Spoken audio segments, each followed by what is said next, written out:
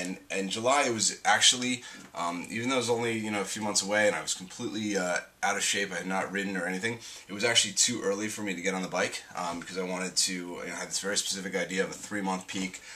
So what I did is when I wanted to start getting active, I wanted to start the cardio system working again, kind of see what was going on. So I did some cross training, I did some plyometrics, I did a little bit of riding, and I did a little bit of running, and I actually did these things, we call them the Machu Picchu steps. They're actually the steps to the Baldwin Hills Observatory, and it's steps are about this high each one and about this wide, and it takes about 4 minutes. Well, 4 minutes to get to the top at an all-out sprint, but it's usually you can't make it to the top without stopping or walking. I mean, these things are unbelievable, even for someone who's really fit.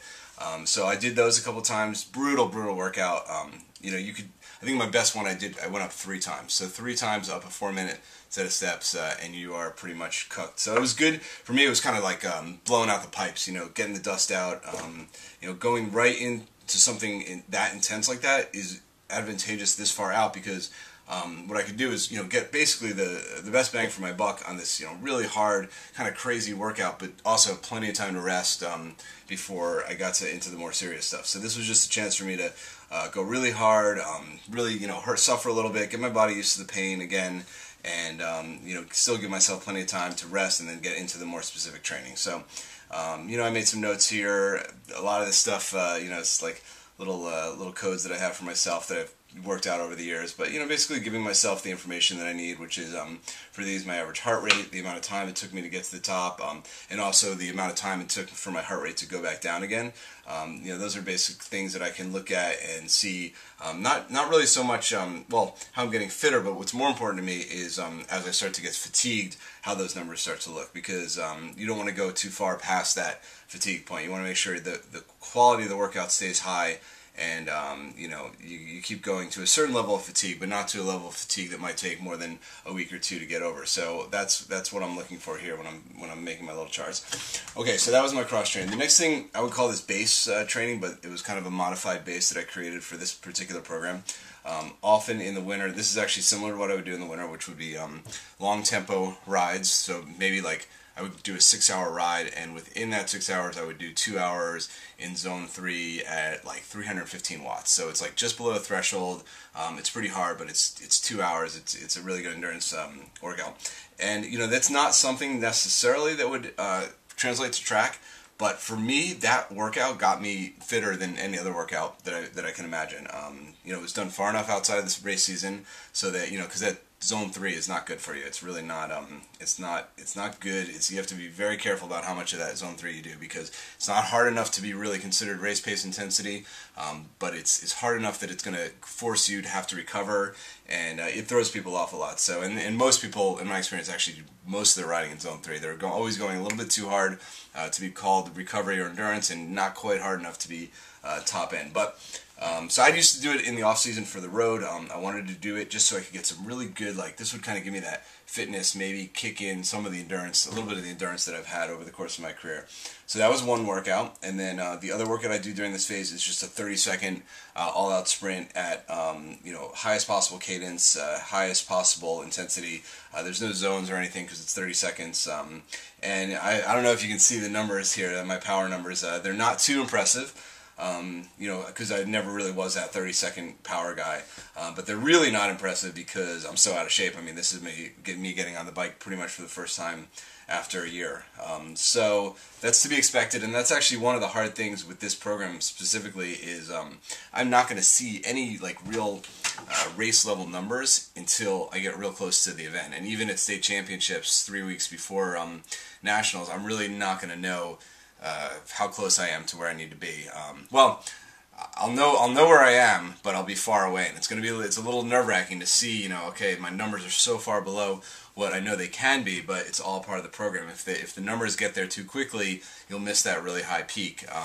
So it's a real trust thing. You've got to just trust in the program, and because if you start getting nervous, if you start getting anxious, that's when you start doing a little bit too much, or trying to pack on more intervals, or just go too hard during the intervals, so that you're kind of losing the point of the workout, or sort of losing the benefit of it because you're just going too hard. So So yeah, these numbers, if you can see them, they're kind of scary, but you know, it really doesn't matter. I mean, you know, I can't even express enough about how little it matters what kind of power numbers you're doing 3 months out from a race. So that's something to keep in mind. So once again, I'm doing these the tempo workouts, which are 30 minutes. I'm doing 30 minutes. I'm not doing 2 hours.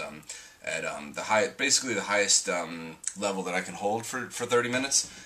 At a low cadence, like 75 RPM, and that builds up some muscular endurance, some strength. Takes a little bit of the speed away, but once again, I'm far enough out from the race that it should be okay. So let's see. So those two workouts, basically back and forth, and in between, I'm doing a high cadence, high spin interval.